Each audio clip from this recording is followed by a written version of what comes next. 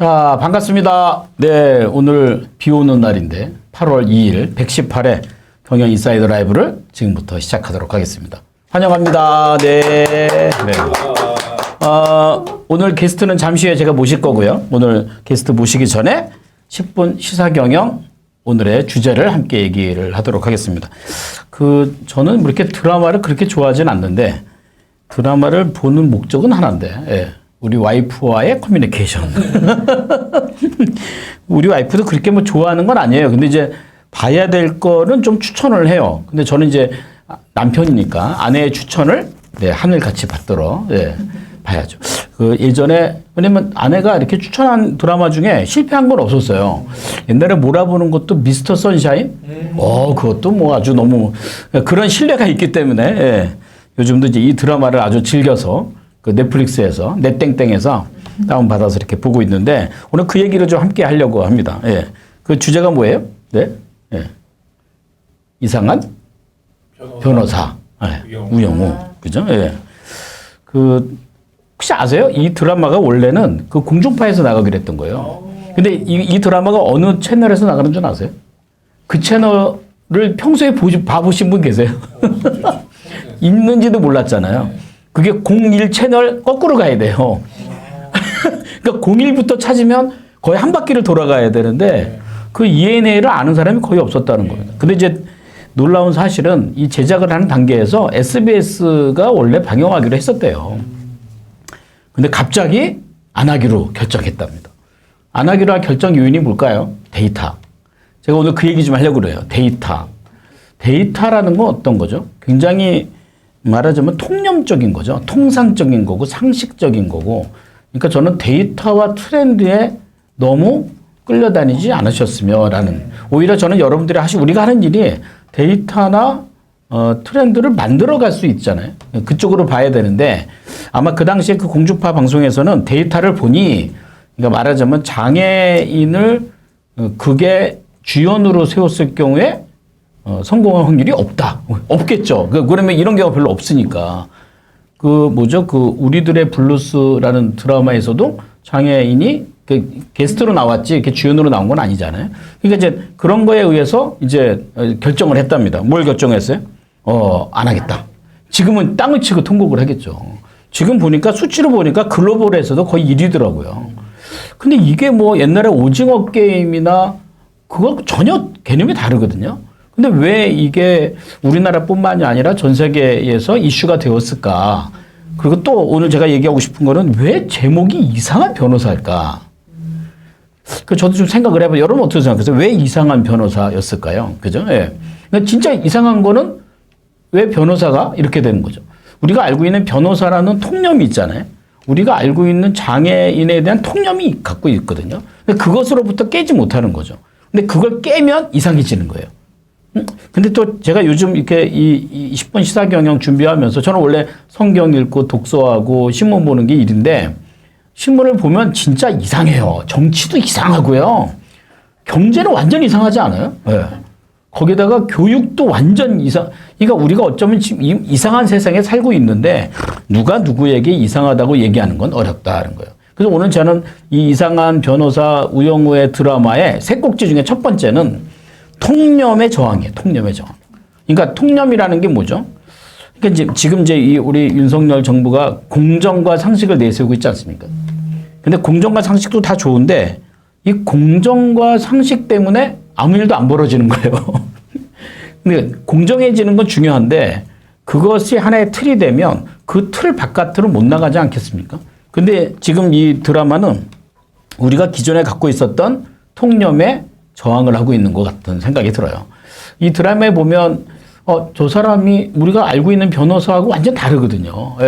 그런데 왜 우리는 지금까지 장애인이 변호사가 되면 안 되나? 뭐 이런 생각 갇혀 있던 거죠. 그럴 필요가 없다는 거죠. 꼭 뭐 의사는 이래야 되고 뭐 제가 어느 학교에 갔더니 그러더라고요. 뭐 아이들의 뭐 이렇게 지능 진단을 한 다음에 너는 의사 될 사람, 너는 변호사 될 사람. 그래서 고등학교 때 그 학적부에 기록을 한다면서요. 얘는 뭐 할 사람. 근데 내가 봤을 때는 그 통념은 의미가 없는 게 앞으로 그 직업이 없어질 거거든요. 근데 그걸 꿈으로 만든다는 게 말이 되냐는 거예요. 지금 이제 우리가 여기들 좀 SPL하고 고등부 열정 캠프 하는 중이거든요. 되게 웃겨요. 애들한테 부모님한테 물으면 부모님이 전부 다 나한테 묻는 질문이 우리 애가 이상해요. 애들은 또 뭐라 그래? 엄마가 이상해요. 그러니까 이게 우리가 생각하는 어떤 그 통념에 의해서 그때 의사가 되기로 했으면 계속 의대 가고 의사 이렇게 가야 된다고 생각하는데 이 시대가 이렇게 바뀌는 변화에서 과연 우리의 통념은 얼마나 유효한가라는 이슈를 이 영화에서 던져주고 있지 않나라는 생각이 듭니다. 그죠? 제가 그런 생각을 하면서도 제 자신이 굉장히 기특한데 두 번째는 뭐냐면 사실 지금 한국의 가장 큰 문제는 사실 인구예요. 그러니까 인구가 줄어들면 왜 문제죠? 일할 사람이 없어요. 농촌에 가잖아요. 제가 이제 요즘은 못 가는데 시간 되면 이제 지역에 있는 농업기술센터에 강의를 가면 진짜 웃겨요. 3분의 2가요. 외국인들이에요.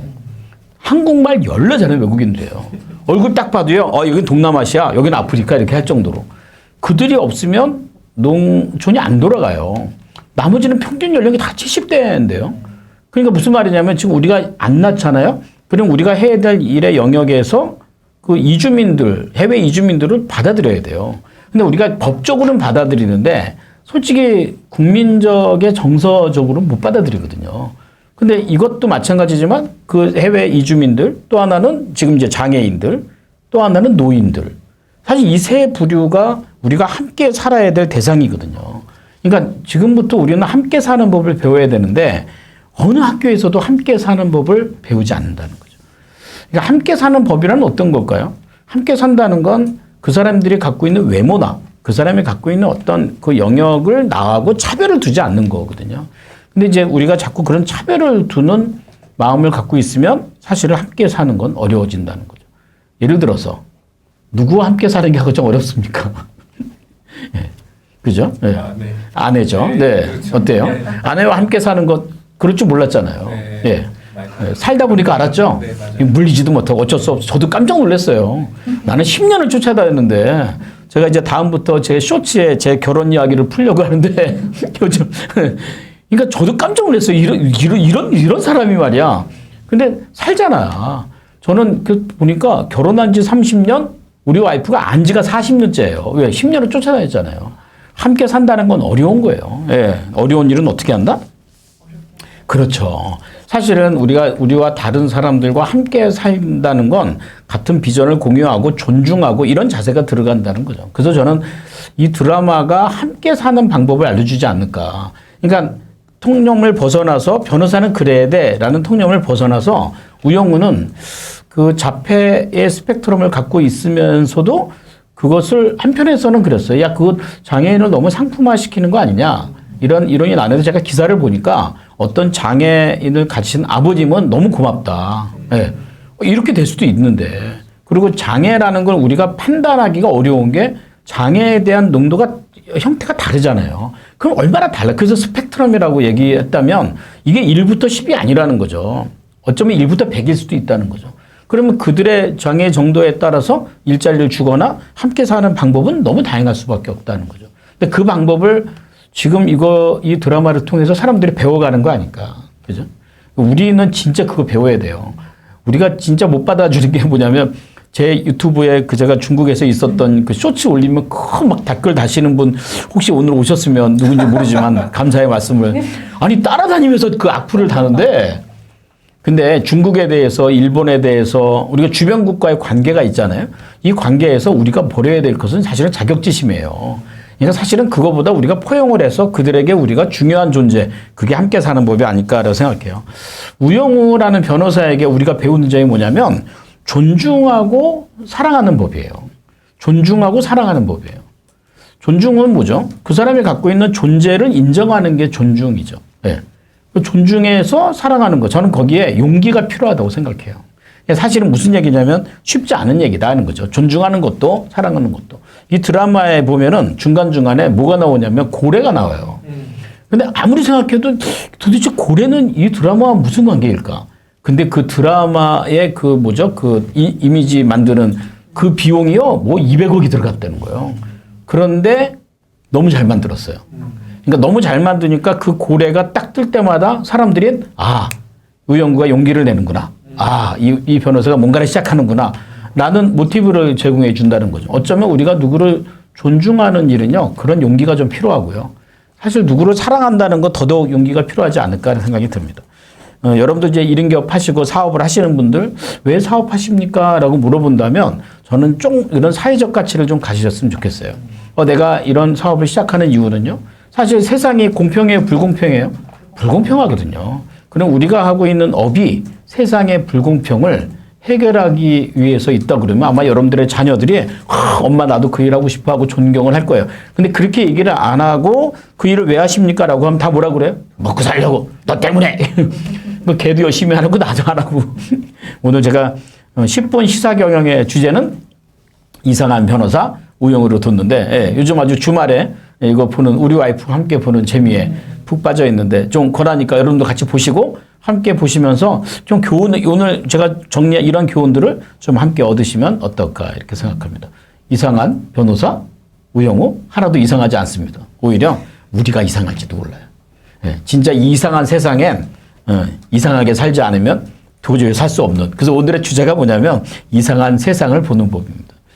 세상은 이상합니다. 그 이상한 세상을 우리가 어떻게 보여야 될까 우리 함께 정리를 좀 해봤습니다.